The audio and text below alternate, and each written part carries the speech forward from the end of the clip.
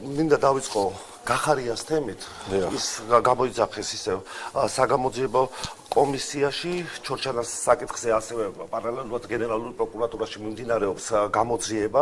თქვენ როგორც საქართველოს ხელისუფლების წარმომადგენელი ახლა უსმენთ გახარიას პარტიის წარმომადგენელს, რომელიც ხელს იშვერს ხელისუფლების სხვა წარმომადგენლებზე, რომ თითქოს და ყველა იყო საქმის კურსში იქ მაშინ რაც ხდებოდა. რა შეგიძლიათ თქვათ? პირველ რიგში მივესალმებით თქვენს ტელემაყურებელს, საოცრებები მოვისმინეთ ახლა ჩვენი წინა თქვენი სტუმარისგან.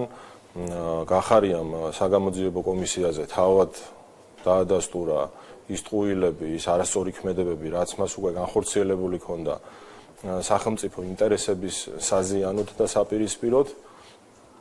თქვენ იცით, რომ საგამოძიებო კომისიის მიმდინარეობისას მან თქვა და ახსენა ესეთი რამ, რომ მე ეს ყველაფერი გავაკეთე, იმიტომ რომ იქ ადგილზე ხდებოდა რაღაც გარკვეული გატაცებები.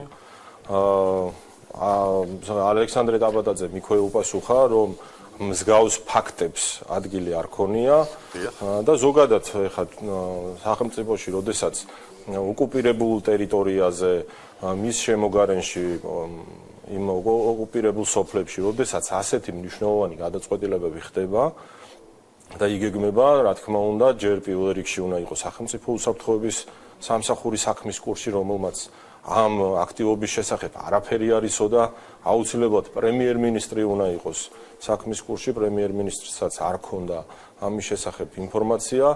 ერთი რამე არის ძალიან საინტერესო, თუ რისგან იყო ეს ყველაფერი განპირობებული, რას ემსახურებოდა საქართველოს სახელმწიფომ ამ კონკრეტული ქმედების და დამატებითი საგუშაგოს გახსნის შემდეგ დაკარგა 1,000,000 კვადრატული მეტრი მიწის ფართობი.